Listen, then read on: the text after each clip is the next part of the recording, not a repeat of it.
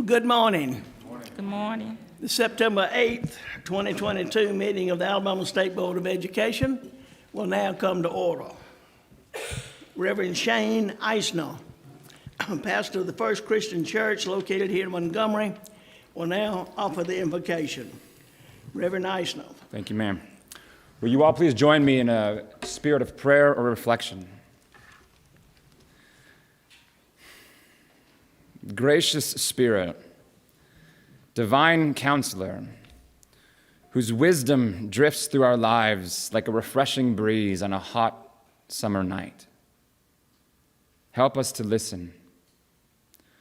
For too often we turn our attention from your insights of goodness and justice, decency and accountability, and instead we care more for personal agendas, for petty divisions. Oh, that we would feel your wind anew, the cool calm of patience, the blessed invigoration of hope.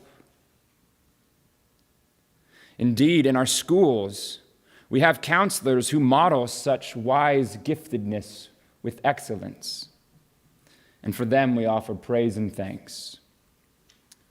May all who impact our children's future, this board, educators, parents, janitors, be guided by, relieved by the glorious gusts of wisdom that come from you, Spirit of wonder, of truth, of everybody. Help us to listen. Which we pray in whatever name we know you best, confident that all prayers offered in love find their way home to you. Amen. Thank you, Reverend Eisner.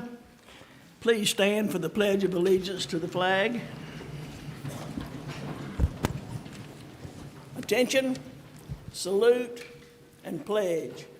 I pledge allegiance to the flag of the United States of America and to the republic for which it stands, liberty and justice for all.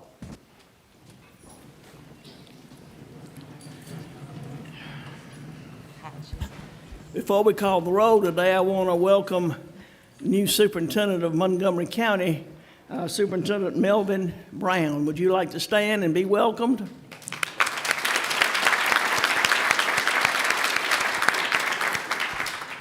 Now we'll have the roll call. Ms. Thornton, please call the roll. Yes, ma'am. Mrs. Bell, Present. Dr. Chestnut, Present. Governor Ivy, Present. Dr. McCarty, Present. Mrs. McRae, Present. Dr. Reynolds, Present. Dr. Richardson, Present. Mrs. West, Here. Mrs. Ziegler. Here. Governor, we have a quorum. We have a quorum. Thank you. We will now consider a motion to approve the agenda for the September 8th, 2022 meeting of the Alabama State Board of Education. I move approval of the agenda, Governor. Second. We have a motion and a second. All those in favor show by raised hand. All those opposed show by like sign. Unanimous vote. The agenda is approved. We will now consider a motion to approve the minutes from the August 11th, 2022 meeting of the Alabama State Board of Education. Is there a motion to approve? Move for approval. Is there a second? Second. We have a motion and a second. All those in favor show by raised hand. All those opposed show by like sign. Unanimous vote. Thank you. Ms. Thornton, has anyone signed up to speak today? Yes, ma'am. We have 4 speakers. All right, Attorney Swan, I'll ask you to conduct the public hearing. Thank you for the recognition, Governor Ivey. It looks like we have 2 sets of individuals on 2 different topics that are in front of the board at this time. And again, I want to thank everybody for being here and also thank the members of the board as well as the public. This is definitely an important function that we provide to give the public an opportunity to comment on matters before the board. Wanted to discuss a couple of ground rules. Also, if you will please introduce yourself and the topic that you're speaking upon and who you represent, if any.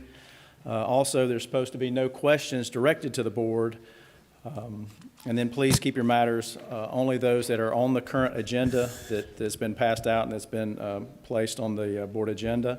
Also, please observe all decorum, and you are limited to 2 minutes to speak, and at this time I will get a list of the folks, and then what I'll do, I'll give you a heads up when there's about 30 seconds left so you know when to stop.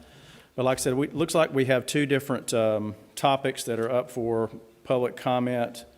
And the first is on the pertaining to certain teaching techniques, and I have Dana Pigg and Rachel Mobley signed up. Is either one of those here present?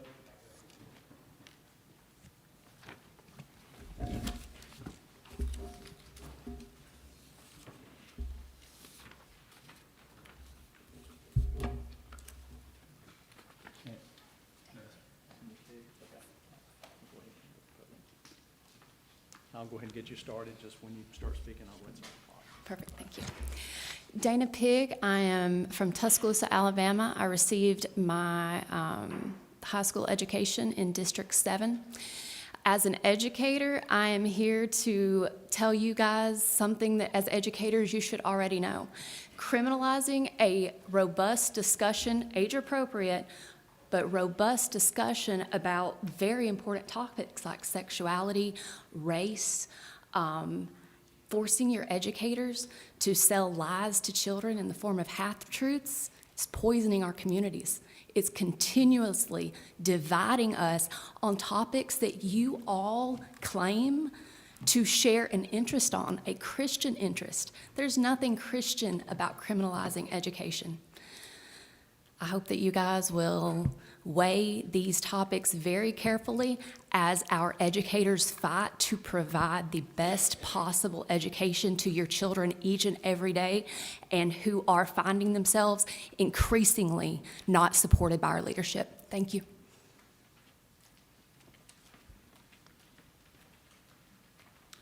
Thank you, Ms. Pigg. And next we have Rachel Mobley.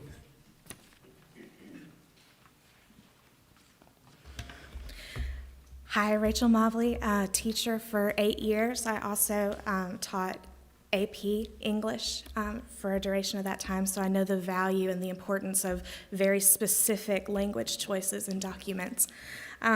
First, thank you for all the progress that you bring to our schools across the state. I was, as a teacher, I know how much of the support we rely on you to do your job well, and in order for us to do our job well, it's a direct result of the decisions that y'all make here. I also know that your job is a thankless job, so thank you for what you do.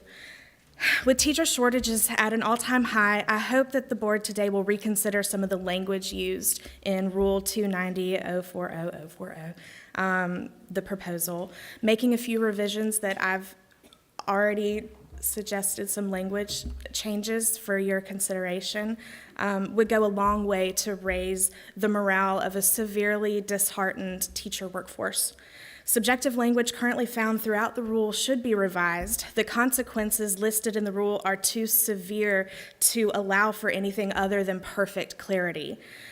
If left unrevised, an aggressive parent complaint could result in a valuable teacher or counselor's termination and loss of certificate. With better clarity achieved through the suggested revisions, it would provide administrators with a guide to use in any investigation to determine wrongdoing, should a complaint or accusation be leveled against a teacher.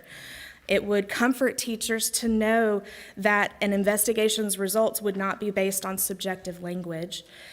It would ensure a safer, more inclusive classroom environment for the LGBTQ students, and it would help avoid costly litigation with AEA in the event that a teacher is terminated unlawfully due to the subjective nature of this rule. In paragraph 2, the terms indoctrinate and promote.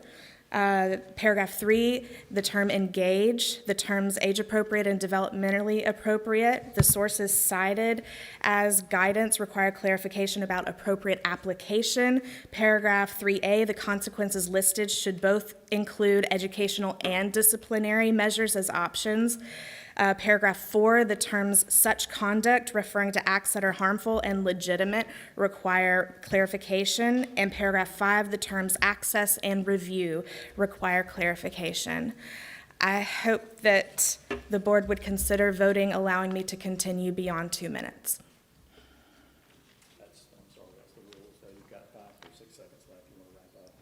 That's all I can do without a vote to continue. Thank you.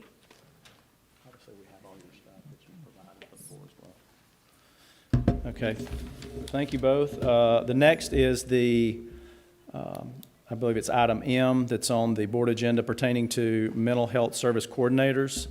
And it looks like at this time I have Dr. Daniel Birdsong, Marlo Young, and Laura Browder is signed up. If you individuals could come down, please.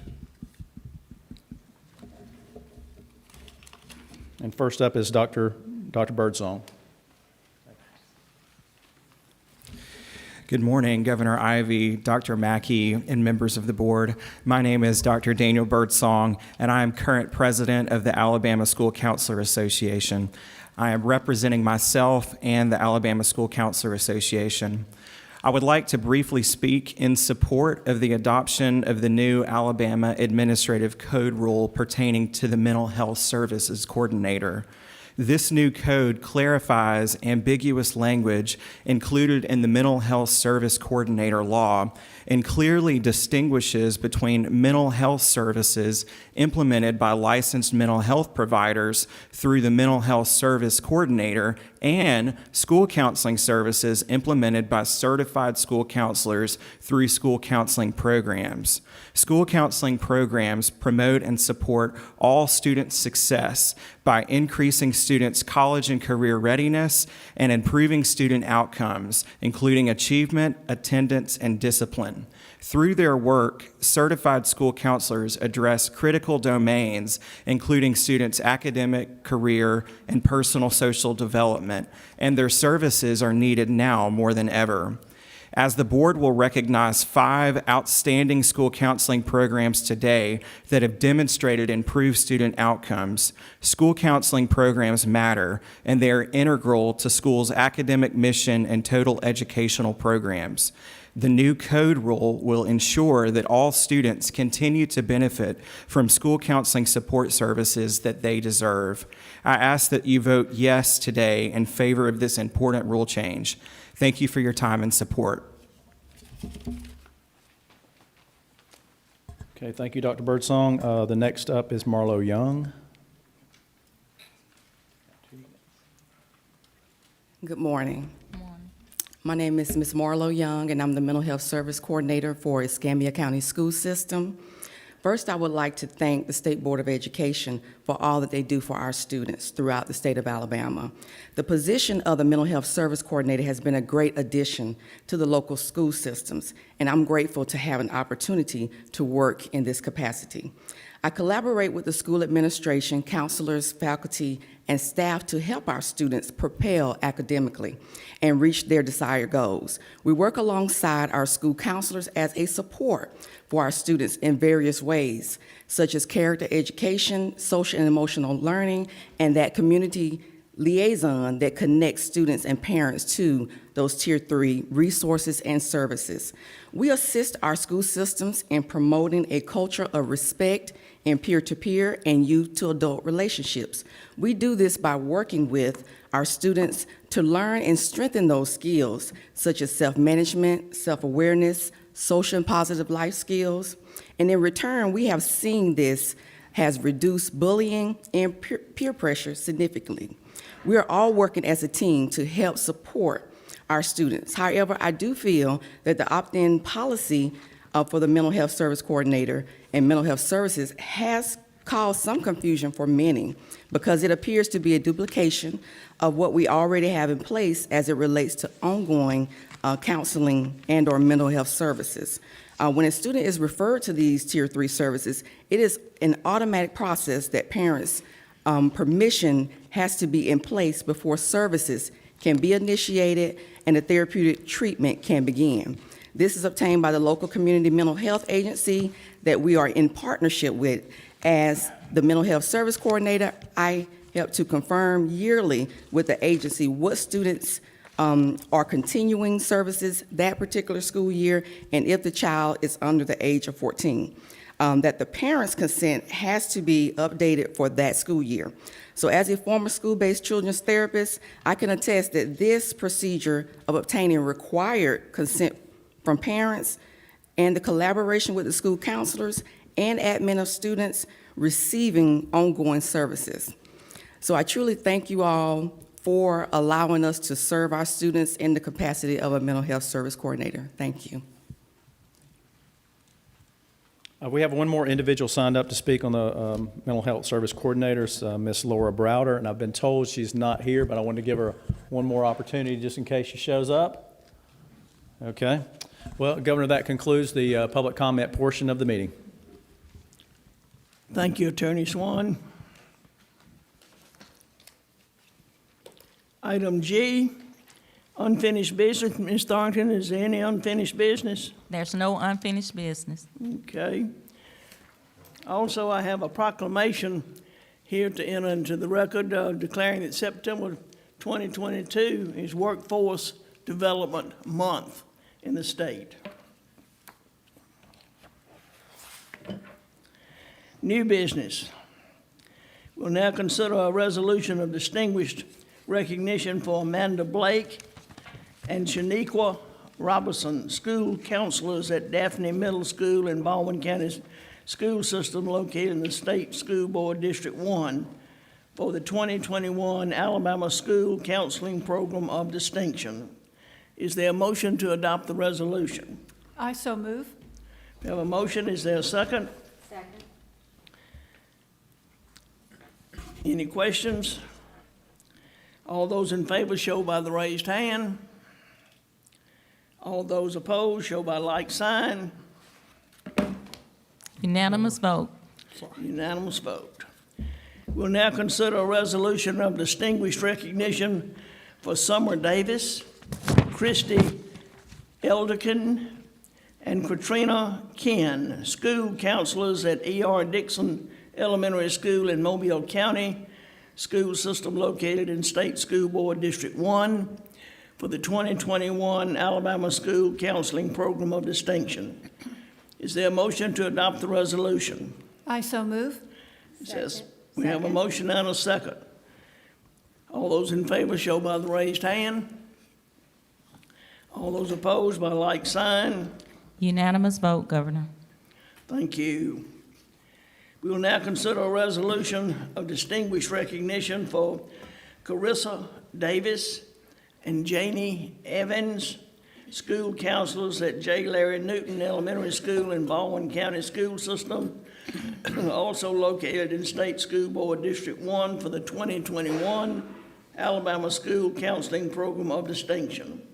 Is there a motion to adopt the resolution? I so move. Second. We have a motion and a second. All those in favor show by raised hand. All those opposed by like sign. Unanimous vote. Thank you. We'll now consider a resolution of distinguished recognition for Shannon Parker, school counselor at Malachi Wilkerson Middle School in the Birmingham City School System located in State School Board District 4 for the 2021 Alabama School Counseling Program of Distinction. Is there a motion to adopt the resolution? Move approval. Second. Have a motion and a second. All those in favor show by the raised hand. All those opposed by like sign. Unanimous vote. Thank you. We'll now consider a resolution of distinguished recognition for Brandy Shanklin, Latanya Jemison, and Emily Woodruff, school counselors at Hillcrest High School in the Tuscaloosa County School System, also located in State School Board District 4 for the 2021 Alabama School Counseling Program of Distinction. Is there a motion to adopt? Move approval. Second. We have a motion and a second. All those in favor show by raised hand. All those opposed, show by like sign. Unanimous vote. We'll now consider a resolution to recognize the Alabama inaugural Purple Star class of 2022, which consists of 12 school districts and 53 schools. Governor, with pride, I make the motion. We have a motion to adopt. Is there a second? Second. We have a motion and a second. All those in favor, show by the raised hand. All those opposed by like sign. Unanimous vote, Governor. We'll now consider a resolution proclaiming October 2022 as statewide Parent Engagement Month in Alabama. So move. We have a mo- Second. Second. we have a motion and a second. All those in favor, show by the raised hand.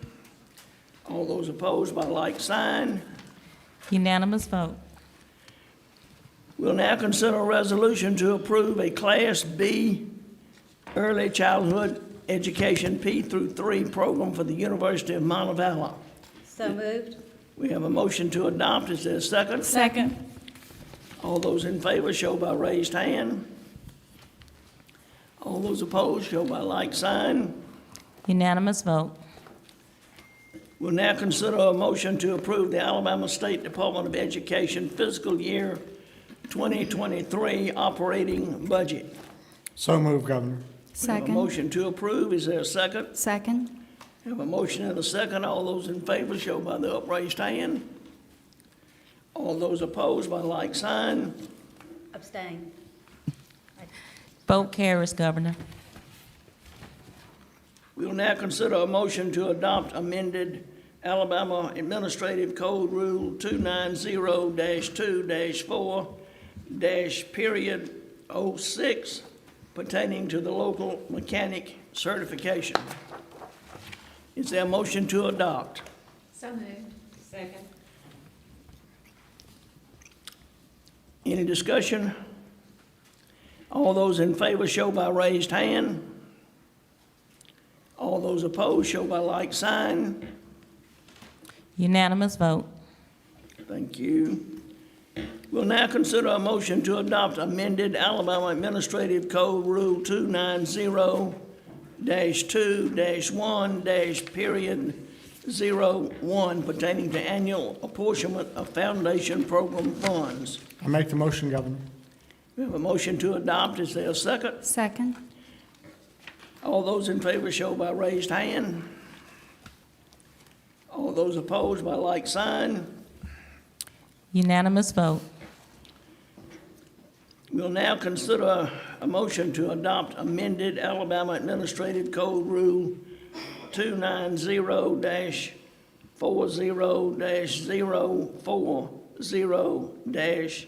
290-40-040-.02 pertaining to certain teaching techniques. Is there a motion to adopt?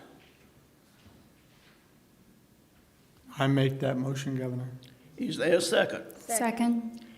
We have a motion and a second. All those in favor show by raised hand. All those opposed show by like sign. Unanimous vote. Okay. We will now consider a motion to adopt new Alabama Administrative Code Rule 290-4-5-08 pertaining to mental health service coordinators. Is there a motion to adopt? I so move, Governor. I'd like to make a comment if it's a second. Is there a second? I so second. Any discussion? Yes, ma'am. In that motion, under item 5, there's a reference, and I will read it for the public's consumption.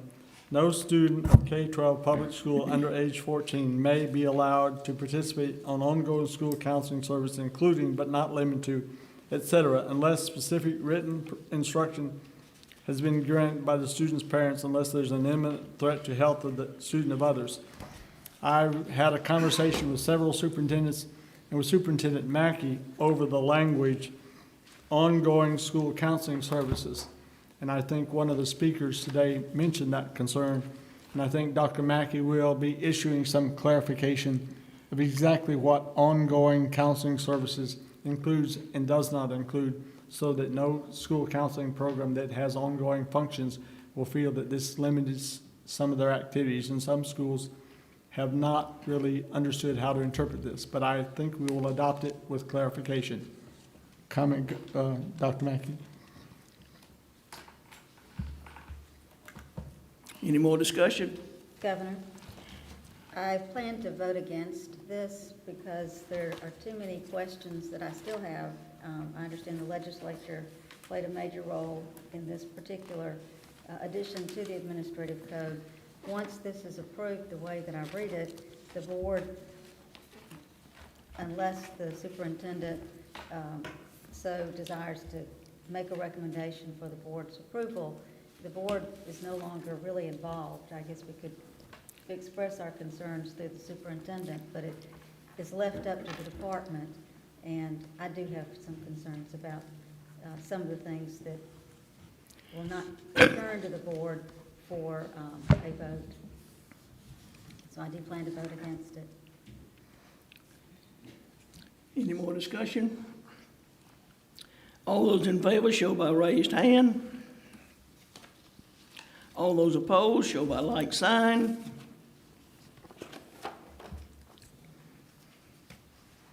Vote carries, Governor. All right. Item N is in not. Today it's important that we take action to close the gap between the graduation rate and the college and career readiness rate. For the classes of 2020 and 2021, the Alabama graduation rate was 92%, and the college and career ready rate was 76%, which equals a 16 percentage point gap. Closing the gap between the college and career readiness rate and the graduation rate is about more than just numbers. This is about closing opportunity gaps by making sure that our students are ready to take the next step. Parents want their children to graduate high school with the skills needed to excel in college and career. And with 8 college and career readiness indicators, we now have more ways for students to demonstrate college and career readiness than ever before. The rule will take effect in 2028, which gives us plenty of time to close in barriers to access. We must use this vote as momentum for ensuring that every student has access to quality college and career readiness indicators. Due to partnerships with business and industry groups like the Alabama Workforce Council and the Business Education Alliance of Alabama, and education providers like the Alabama Community College System, we are developing innovative new ways for students to earn in-demand skills. I hope you will certainly join me in moving to close the gap between the college and career readiness rate once and for all. We'll now consider a motion to adopt amended Alabama Administrative Code Rule 290-3-1-02 pertaining to regulations governing public schools. Is there a motion to adopt? So moved. Second. Have a motion and a second. Is there any discussion? Yes, Governor.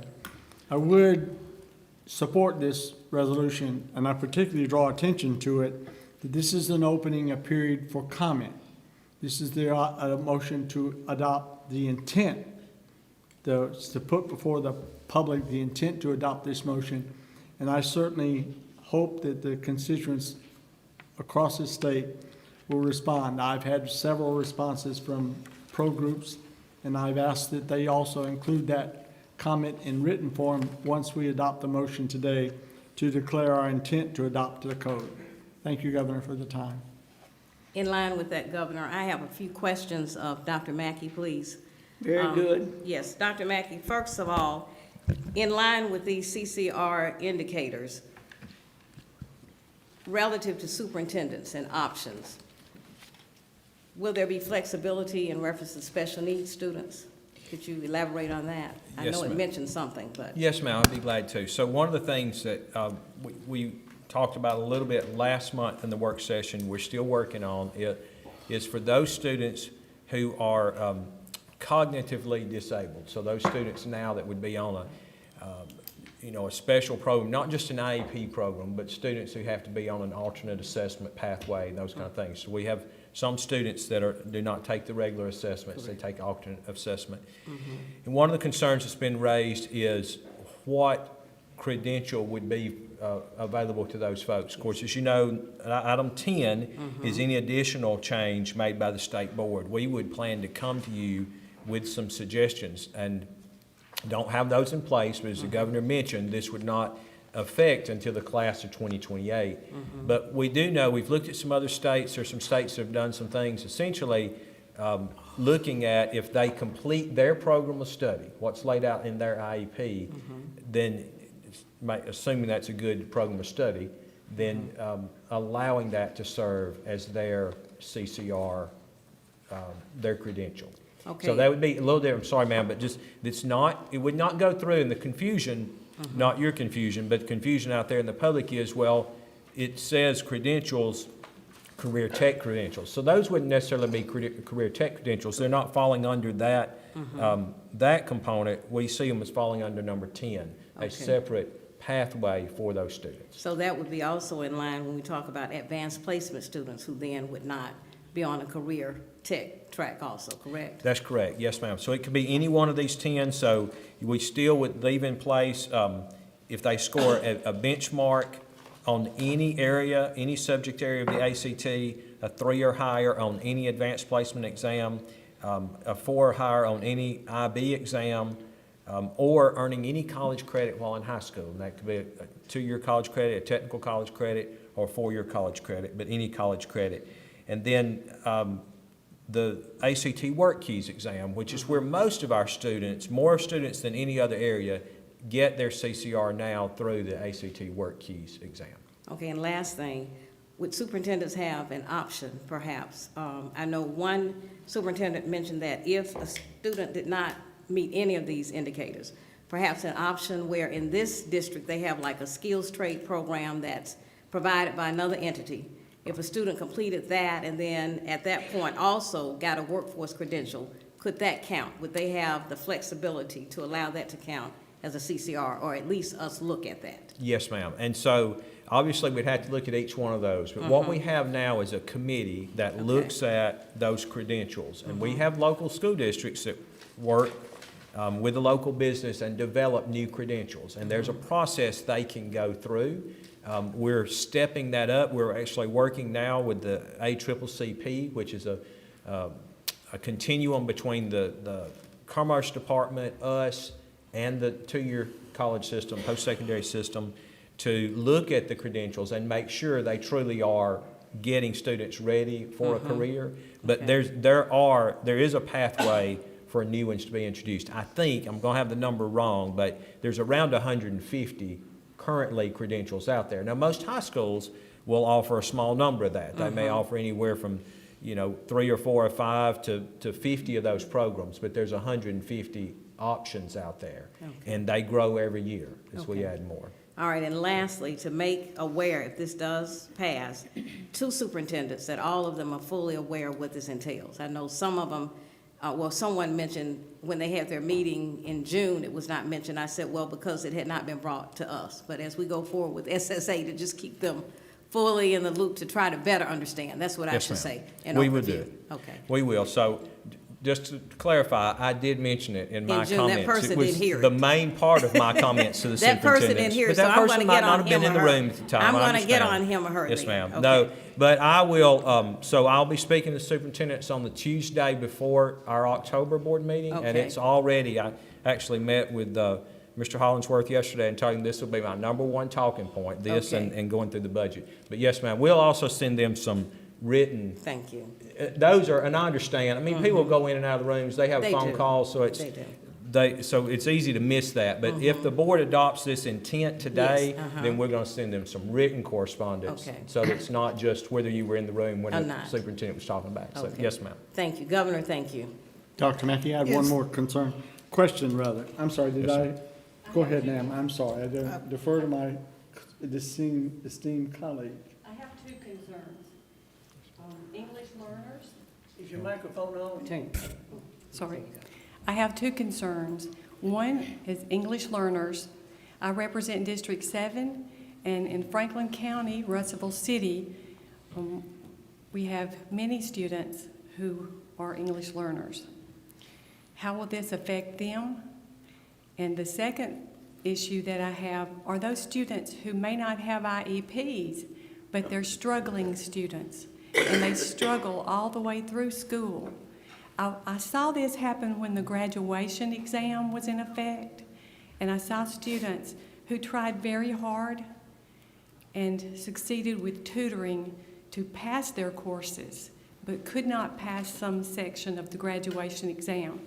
And I saw the faces of those children and those parents who were told, you cannot walk across that stage and get your diploma.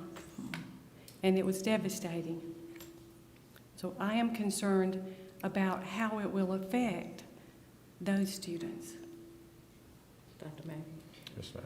Do you want me to talk about those, ma'am, Yes. please? Yes.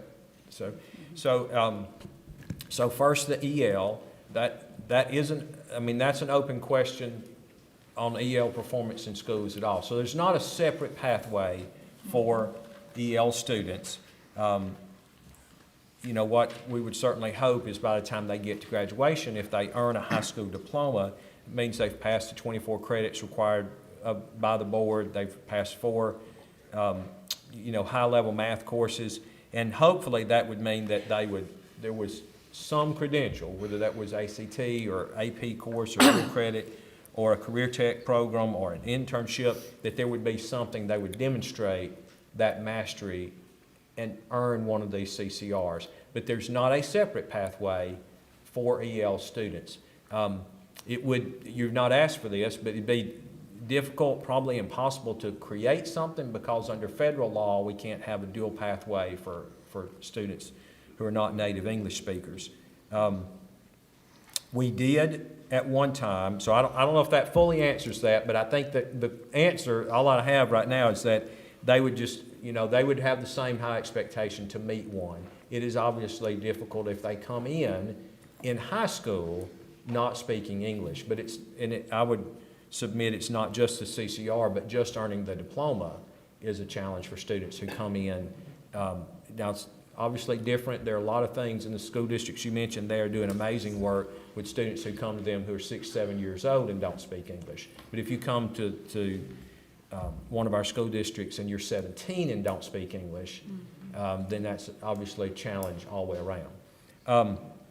On the other one, there is always a struggle with students who do not qualify for the alternate assessment, but still had cognitive or special education issues that prevent them from being able to progress from grade to grade. In fact, that's, of course, the definition for special education: students who cannot progress from grade to grade without special services. So, again, we are looking at those. I will submit to you that I think the vast majority, I would like to say that all of our special education students can meet a CCR. I know it's difficult. They need a specialized program, but at one time, and that precedes almost everyone who's sitting at this dais today, but the board did have 2 diplomas, one for special education students and one for non-special education students. And as you know, we had a lot of trouble with that because the federal law does not allow that, and so we had a state graduation rate and a federal graduation rate, and we resolved that with the federal government by saying we wouldn't do that again, that we would have only 1 diploma for all students. So even though we can create special pathways for those cognitively disabled students who qualify for the alternate assessment, that next group that you're worried about, and I know you really are, and you and I have talked about it some, and I know other board members have brought it up to me too, that are lower performing, that struggle even with their IEP, but they don't qualify for the alternate assessment. We probably I'm gonna be careful what I say, my staff are all sweating, probably could not create a separate pathway just for them, because I think that would be considered discrimination. But we can look at what are pathways and credentials that possibly those students could earn. In all fairness, a lot of our special ed students do meet CCR now. We have districts, as you know, who graduate well over 95%. We had 2 districts last year that 100% of their graduates got the CCR, and they both have over 10% special needs students. So we have found pathways. Making those pathways available to everyone across the state is a challenge that we have to meet if the board chooses ultimately to adopt this. So any follow-ups? I'm sorry, I hope I tried to answer, if that's okay. Good. Dr. Mackey, I do have a question, a different concern in regards to some of the schools that are in my district. And we know that every child should leave high school with being college and career ready. But we also understand that the offerings across the state are not equitable. So what are the plans for providing resources, more offerings, so that it does not matter what zip code the child lives in, that they have similar experiences? We see the discrepancies, they're glaring in my district. Will there be equitable funding to ensure that they have similar experiences? What is the plan? Yes, ma'am. So, very good question, and I know that's a strong concern for you and for others. Let me address it in two sections, though. So first one, even though there are 10 options, essentially they're sort of bifurcated. There's a testing option, and that could be AP, IB, ACT, or the work keys. The work keys is a little different because it is a career readiness assessment. The others are purely academic assessments. So one prong of that is the work we are doing, that I know we discussed some at the retreat and in the last work session, and we can keep talking about it, but to push more advanced placement courses and high-level opportunities out to those schools in your district and across the state where there's greater need. Originally, for instance, AP was something that just a few high schools in Alabama had. Through our partnership with A+, we've been able to push out lots more AP credits and the AP training to more schools. And with some changes, we're accelerating that because we've been able to, they used to have to adopt more, I don't know, we can get into it more in a work session, but we've made it easier for some of those schools that may not have all the resources to offer AP. So AP, ACT prep, that's one thing. We don't want to write off and assume that students who go to a rural school, like I went to, are not going to be able to do well on an AP course. So we've got to get those kinds of programs out there for everybody. The second piece of that one, so I'm going to divide this two-pronged approach into three, is dual enrollment. So we know that the greatest area of growth for CCR right now is dual enrollment. And when we look at that across the state, there are high schools that have 3 or 4 or 5, sometimes more, dual enrollment agreements. So multiple 2-year and 4-year colleges, technical colleges that offer dual enrollment opportunities on the high school campus, on the college campus, and online. We have other high schools in underserved areas that may only have one, and we may have some that actually don't have any. We're trying to figure out if we have any. There are not supposed to be any that don't have any, because every high school is in a service region of the community college system, and they offer dual enrollment everywhere. But we're not saying every high school takes advantage of it, so we have to figure that out. Ms. McCrae's got a point on that, I think. Is that at no cost to the student and the family? Yes, ma'am. So the legislature appropriates $26 million to the community college system to pay tuition for students. That would have to grow, so it's interesting things. We'll talk about the budget and our appropriation request in the work session, but that doesn't come through us. But I would think, and I've had conversations already with the community college system, that they will have to partner with us to grow their programs for us to reach this goal. Yes, ma'am. There are some that cost students, though. So, for instance, well, I won't name a high school, but I talked to a superintendent recently that has I think 3 4-year programs and a 2-year program that he has agreements with. The students who go to the 2-year program are comped because of that agreement. The ones who go to the 4-year, if they go to a 4-year college, the students have to pay a tuition. So there is that cost for some of them. And then the other one, Dr. Chestnut, is on the career tech piece. And that's the piece, you and I have talked about, and other board members have brought up to me, because we have some high schools that offer 45, 50 career tech programs. So there are all these pathways.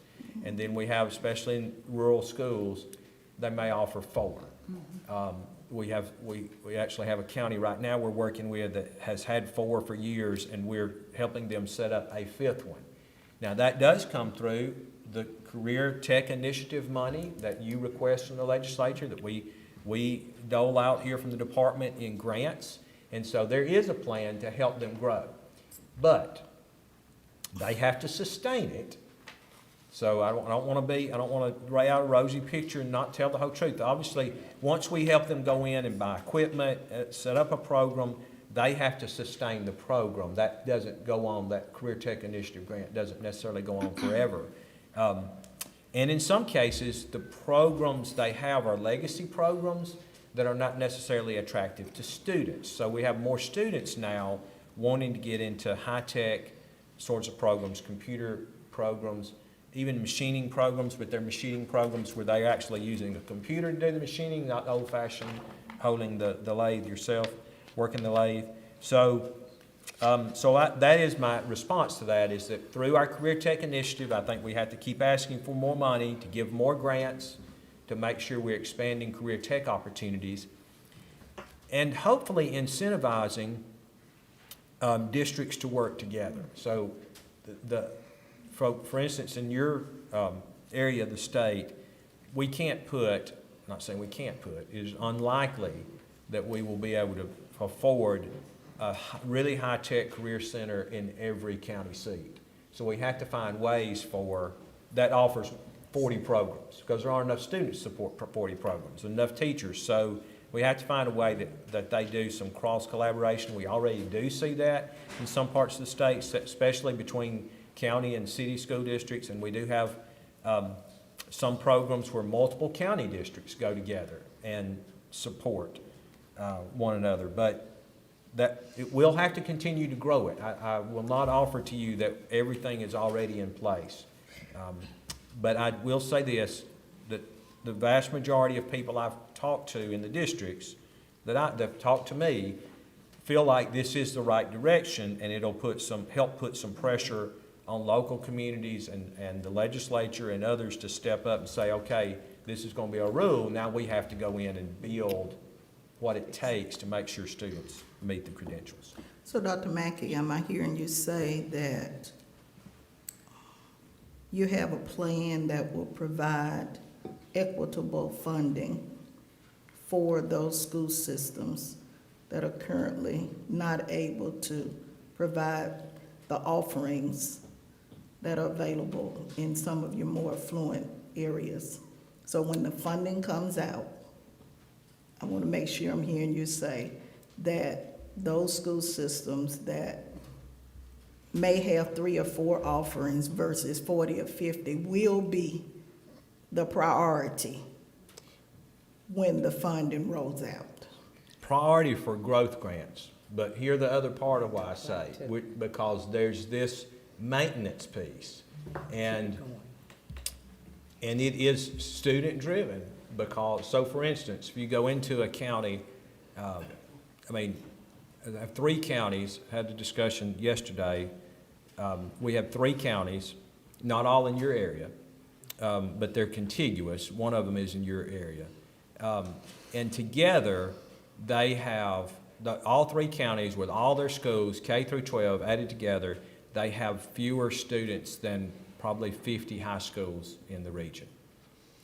And so I can't say that we're going to offer 40 programs in each of those counties. I don't want you to mishear me, because there are not enough students there to support those programs. And we can't possibly hire a teacher who has, 2 students in a class all day long. So I think we're moving toward more equity, certainly using those Career Tech Initiative funds to try to help these, especially poor rural counties, set up more programs. But you used a word there, equitable. I don't want to paint the picture that all of a sudden everybody's going to have the same per child funding across the state, because I don't think we're there. Does that help? I'm not trying to muddy the water. I just want to make sure I don't overpromise. Well, I just know that we need to have a plan in place where we are intentional about making sure that every child has an opportunity to succeed. And so I'm listening to hear that those school systems that are currently not at the level as others, I want to hear that they will be a priority, even if it means combining programs, having maybe tri-county programs.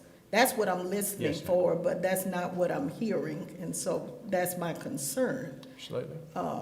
Again, if we don't do that, then we are contributing to an even wider gap of services. And so the kids that may benefit the most or may need it the most lose again. And so that's my question. I still want to be clear that this is a priority, because we see I see the discrepancies across District 5. What's available in one school district is not available in another. I visited all of them.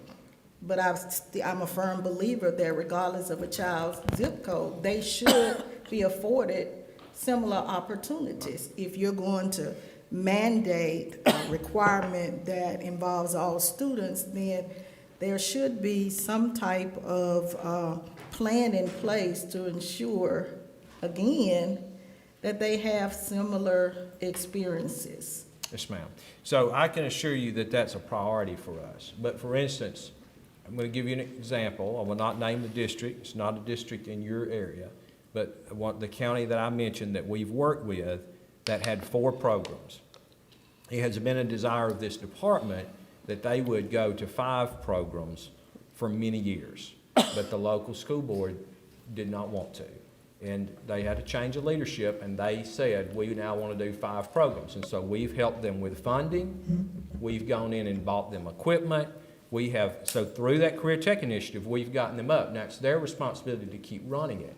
But it is a local state partnership. So it's a priority on our part, but we do have to have, it takes funding. So we have to, the legislature will continue to have to grow that. A lot of districts have been able to use ESSER funds, because one of the uses of ESSER funds is to build out career tech programs. And a lot of them are doing that, buying new equipment, opening new programs. But then they have to use one of their teacher units to fund it, keep it going, So I hope that, I'm not trying to be evasive, I just want to be honest with you, that we can go in and help, but we can't maintain programs in every county in the state. I want to say one more thing. I think this is a great idea, and I would love to see it work, but I don't think we're ready for it yet. And I think it would be punitive for our poor and marginalized.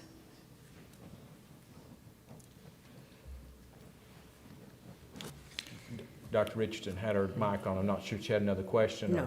Okay, I'm sorry. So I have a more succinct question. In item 4, it says earning college credit while in high school. And I think you made some particular reference when you said that includes technical schools and other things. So that might be more clear, it's some post-secondary credit, could be private schools, private institutions. But Yes, sir. the language you use is college credit. I think in your explanation, you said it was broader in scope, correct? Yes, sir. So the word college credit is what we currently use. Now, remember, we already have this in place, and it is a part of the school report card. The difference, so it's a requirement for the school on their report card now. It is what the proposal is to make it a requirement for the students to graduate. But the current language, Dr. Reynolds, is college credit, but that includes any college credit, including technical college, or the community college or an academic four-year college credit. But So we it really can means clarify. post-secondary credit, right? Yes, sir. Not correct. just, No, post-secondary credit. Yes, sir. Dr. Mackey, in announcing this in June and July and speaking with superintendents, have you had any negative feedback from any superintendents in the state? I know I've not received any in District 2. No, ma'am. The only feedback I've gotten from superintendents is the question about special education students, and would there be a pathway for those special needs students, and that's always a concern. And just to clarify, this vote today is to open this discussion up in a more broad sense to give all parties, all stakeholders, the opportunity to reach out to their board members and to receive more information from them should they have any questions or concerns about this adoption. Yes, ma'am, that's correct. So all you're voting on today is the intent to adopt. The earliest the board could adopt the rule and codify it would be the November board meeting, because it's open for 45 days of public comment. As an example, in today's work session, you're going to be talking again about a rule around alternate teaching programs outside of colleges of ed. The legislature passed an act. We came to you in June with a proposal. There's been a lot of public feedback since the intent to adopt, and so we have not brought it to the board for a final vote until, not saying everybody will eventually always agree, but until all the questions are answered. So it could come back to the board as early as November. It could, certainly if there's lots of questions and y'all wanted to delay a vote, you could delay a vote. The only caveat to that is this, that we are, I know it sounds way off, but the current proposal is to apply this to the next graduation cohort, which begins in the fall of 23, so the 23-24 school year, which are the graduates of 28, which seems like a long time off. Mm-hmm. But if the board were to say, wait until next spring to adopt something, then it would be really hard to make it in effect, because we cannot, I don't want to say we cannot, there's legal jeopardy if we begin changing the graduation requirements on a cohort once they've started the 9th grade. So they're supposed to come in with set graduation requirements so they know what those are, rather than being changed midway. So that's the only timeline we are sort of on. And is it, in your professional experience, your recommendation, because this will add value to students and value to the high school diploma for Alabama? I think it standardizes the diploma across the state. It does. It worries me, and it worries everybody up here. Whether we don't all agree on everything, but every piece of it, but everybody up here is worried that the diploma mean the same thing no matter where you graduate high school, and that the diploma is valued. When we had a graduation exam, for the goods and the bads of it, that's another thing we could argue all day on, but the graduation exam was the same that students had to pass whether they were at a very high-performing school or a low-performing school, a rural school, or an inner-city school, or a suburban school. Everybody had to pass the same exam. And so it brought some standardization to the exam. When the high school graduation exam went away for reasons, I mean, there were legitimate reasons for that, because the board at the time was really wanting to move more toward ACT. And so we adopted the ACT as our academic measure. But it meant that we no longer had that standardization. I think what this does is create some standardization where there's a minimum number of credentials, that there's flexibility at the district. But when a student graduates, they would also have a CCR demonstrating that they had not only a diploma, but they had met one of these criteria, which are, even though there's flexibility, they're true across all schools. So if they make the benchmark on ACT reading, that's the same every school in America. Whereas if they earn a welding certification, that's the same at every school in America. So I think it adds value to our diploma because it standardizes the diploma. It is concerning, I think, to all of us, and I can speak for myself, that we have schools where the graduation rate is over 90%, and fewer than half of their students get any ACT, work keys, all the career tech programs get any credential. We have other schools that 100% of their students get credentialed. And so there's obviously a gap in there. We need to continue to close that gap. And I think we all agree we need to close the gap. The question is whether they should be a requirement. You didn't ask this, Ms. West, but if you'd allow me to elaborate just a little more, I do think it would put the onus on parents and students to, okay, this is a requirement I have to meet. Just like passing high school, the 24 credits we require. A lot of students wouldn't take some of those courses, except that the board said, we're gonna have a minimum of 24 everybody's gonna have to take, so it puts the onus on the student to make that a priority. Thank you. Yes, ma'am. Governor. Ms. Bell?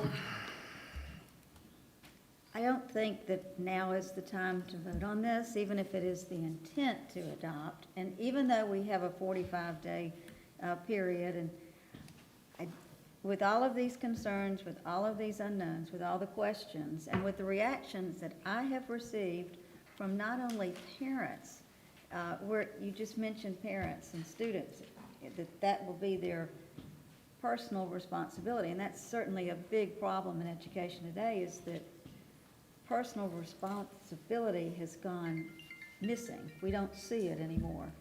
And unfortunately, only in rare cases. But the bottom line is that I don't think we're ready to vote on this. I don't think the rush is worth it. I think the questions are certainly there. And when you talk about uniformity, you're talking about 10 different possibilities to meet a college and career-ready standard. I had retired and current counselors tell me, guidance counselors, tell me, so does this mean that we're going to spend the last couple of months making sure that every student has this? The students who are already taking a lot of the AP courses or an international baccalaureate program, that's not going to be an issue. But the other students, and that's the largest number, will be and should be a concern. I think right now is not the time to look at this. I've heard it said that business and industry is the customer, but really the customer, if you want to call a child a customer, but the parents, they are the ones that we need to listen to. And people are just pleading, they're begging. Parents who have not been engaged before want to be engaged because they have seen so many things they didn't see before we experienced the COVID limitations. I think this will, and having been here long enough to see one diploma go and another one come and have 2 or 3 and have for an advanced diploma, that special part of that diploma, having the exit exam, saying the reasons why we left it, the reasons why I would get at the end of the school year calls from parents saying, my child couldn't pass. The biggest one I got the calls about was the social studies exit exam. And you remember that. Mm-hmm. But this will be along the same lines. I foresee having phone calls, and I love phone calls. I'm not complaining. But I will complain if a child at the very last minute is told they cannot graduate because they didn't meet one of these standards. And I know as a father of 3 sons, you can relate to how that impact, what that impact will have on a family and on children, and just on everyone, on the community. But I think we're not ready. And I think what has already been said, we should listen to that. And I think we need to wait. Even if there's a 45-day waiting period, 45 days, I don't think, based on the comments that I received from both parents and those who will be dealing with counselors, some retired, I think it will be a nightmare in the end if we don't go about this. Not only, you mentioned money and the problems with funding certain programs in certain areas of the state. That's the legislature's responsibility. We don't put something in place without that partnership and knowing that we have that kind of support. I foresee, and I know in Montgomery County, they're talking about a budget that, looking at fewer students, we're looking at a potential recession, which to me is very wise. I'm a graduate of Montgomery Public Schools, so I look forward to anything I can do to helping. But appreciate everything that I'm hearing. Great job. But bottom line is, I'm going to vote no, even though it's the intent to adopt. We're not ready. I'm not ready to vote, and I don't think that parents, we talked about some of the superintendents haven't heard about it. Parents were shocked. And I think, well, I had a few calls after a local television station did a report, and they said, what's going on?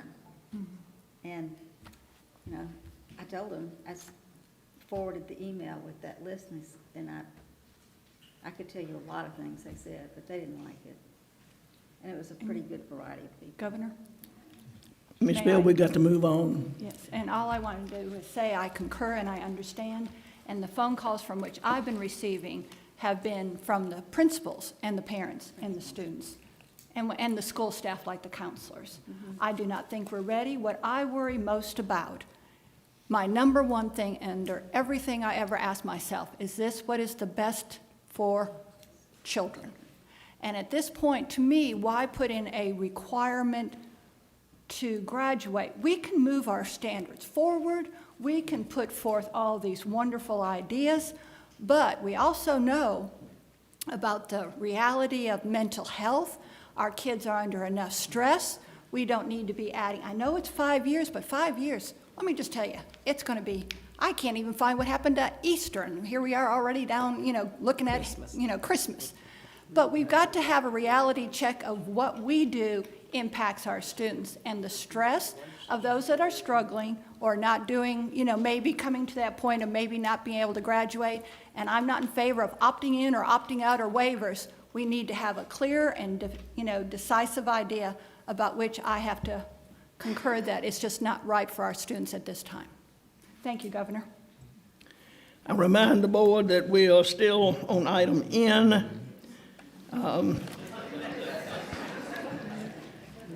And we started this discussion with, it's important that we take action to close the gap between graduation rate and the college and career readiness rate. We know there's a 16-point gap, and the rule will take effect in 2028, which gives us plenty of time to work through a whole lot of this, and we can have a whole lot more meetings if y'all want to. But I sure hope y'all will join me in moving to close the gap between the college and the career readiness once and for all.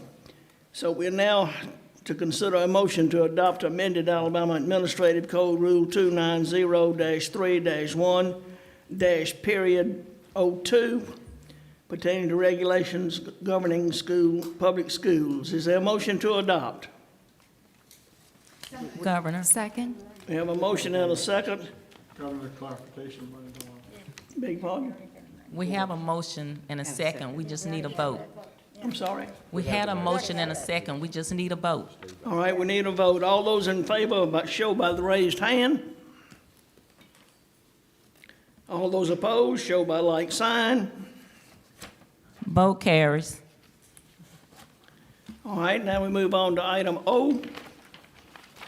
Alabama Public Charter School Commission nominees. In accordance with Alabama Code, Speaker of the House, Mac McCutcheon, has made recommendations for one position to the Alabama Charter School Commission. The nominees are Louis Farrer and Debbie Elvis. Board members in favor of Louis Farrer, please raise your hand. Board members in favor of Debbie Elvis, please raise your hand.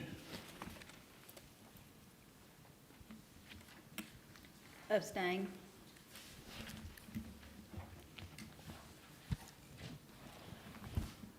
Louis Farrer has the most votes. Louis Farrer. Louis Farrer is the nominee.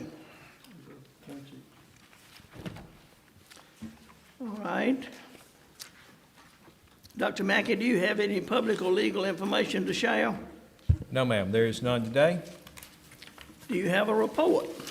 Yes, Governor, I do have a report, and I thank you for the time. First, I do want to mention we've got a big crowd today. A lot of those folks are here because we're recognizing school counselors and also our Purple Star schools.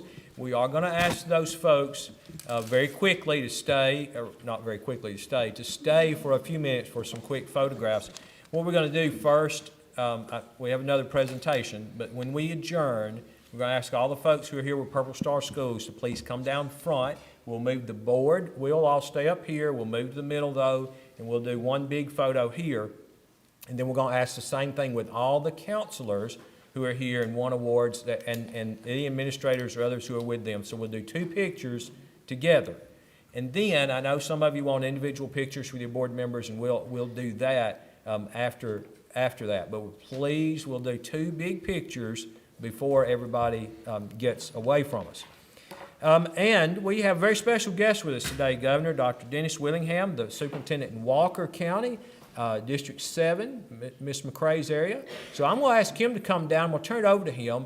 We'll tell you that we're working statewide, and we have some other guests who are with us, on improving schools and something, a very particular model through the Marzano Works called Solution Tree. And we have two schools. I think two. I may get that wrong. Dr. Willingham's going to straighten out everything I misspeak about. But the first schools in our state to earn this very distinguished national title are in Walker County.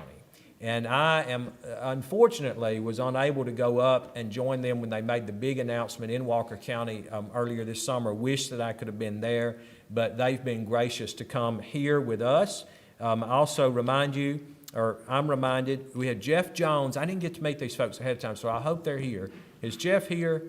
The CEO of Solution Tree, and Dr. Cameron Raines, the Executive Vice President of Solution Tree, are also with us today, traveled, and that's two CEOs of major corporations that work across this country who've been with us in the last couple of months. And so we thank you for taking the time to travel to Montgomery, and we thank you for your recognition of Walker County schools.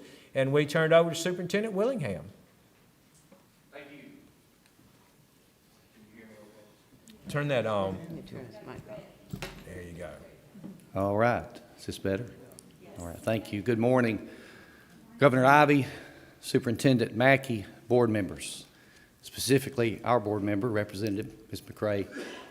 Thank you. It's such an honor to stand before you today. I also want to thank you for the historical accomplishments that have taken place from the decisions that you've made as you've been sitting in your seats. Thank you for the job you do. God has shown great favor to the Walker County school system. It's my honor to be the superintendent there. And we're here today to recognize three of our schools. Dr. Mackey, originally it was two, but we had an elementary school to just slide right in there, right in time. So at this time, I'd like to ask that Principal Abner and the team from Door High School to please stand. Also, Principal Freeman and the team from Bankhead Middle School to please stand. And Principal Williams and the team from Cordova Elementary. This is the first high school, the first middle school, and the first elementary school in the state of Alabama to reach Level 1 certification for Marzano's High Reliability Schools.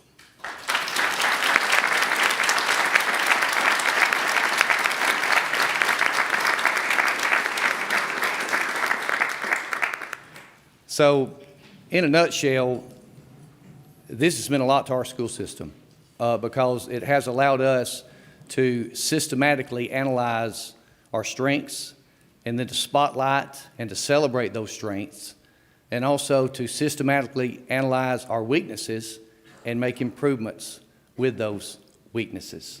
Most importantly, it's what's best for kids. So we're honored to be a part of this. As Dr. Mackey often says in our meetings, I'm going to echo this, these accomplishments come because I have a great team around me, and I have great people that work around me, and I'm thankful for that. And some of these folks just stood up. But I do want to introduce someone from the central office who really put this vision together for us. This is Dr. Tanya Guin, and I would like to ask that you give her just a couple of minutes to explain a little bit more in detail about the Marzano High Reliability School process. Dr. Guin.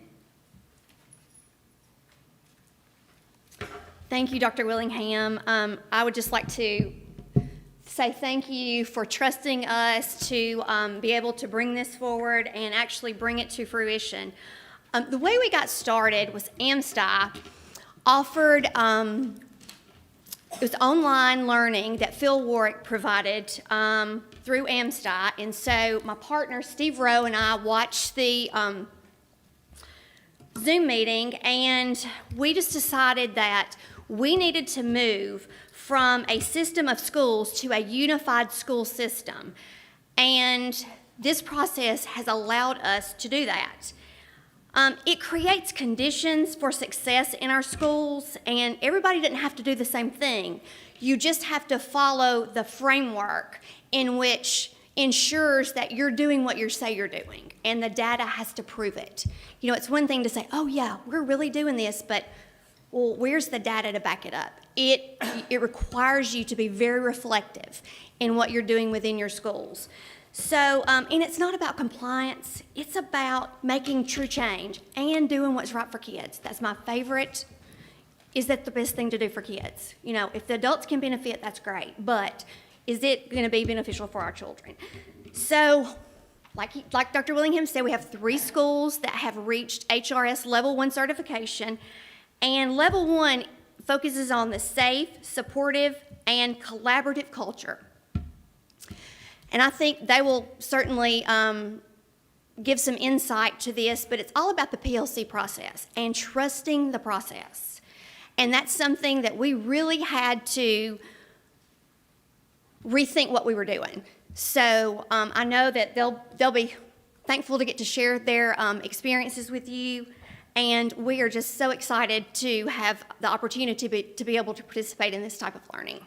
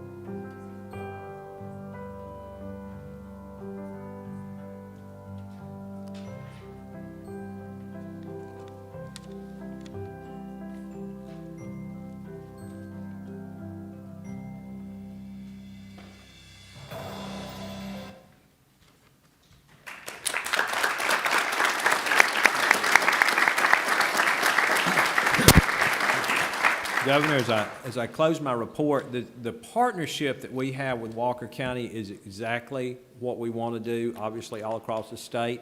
State Department didn't come in and tell them what to do. We're not directing their program, but the work that you heard Melissa Shields and Karen Anderson and Bonnie Short, and I can't think who else was in there. I think Sandy Ledwell was in there talking about, that's right, 'cause it was kind of our last hoorah with us, talking about the MTSS work. So that how do we have a combined plan to support districts in what they want to do?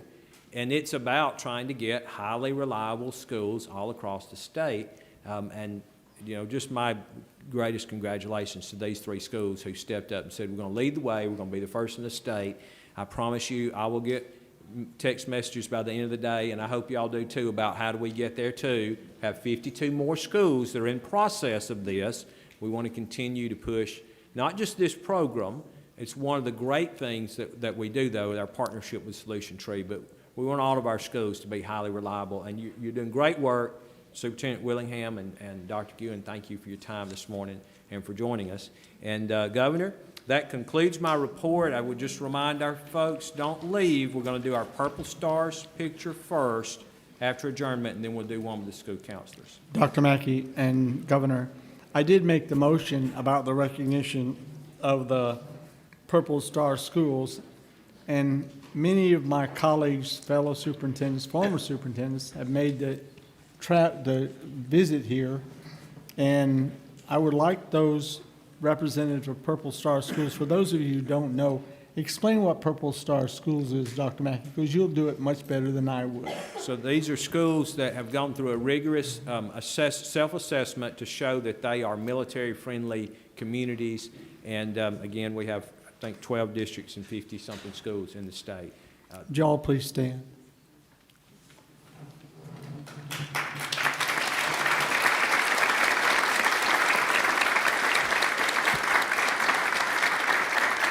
And they're not all from my district, but they're all very outstanding programs, and the military community and our respect in Alabama for military service is certainly something we celebrate. Thank you.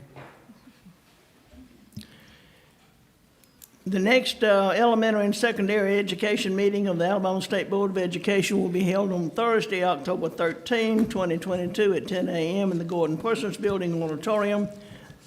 The work session will immediately follow the board meeting in room P as in Papa 103 in the Gordon Parsons Building. Is there a motion to adjourn? We have a motion and a second. All in favor, stand up. Let me get my Purple Star school, folks, all right here in the front, please. Charles will get you get us center.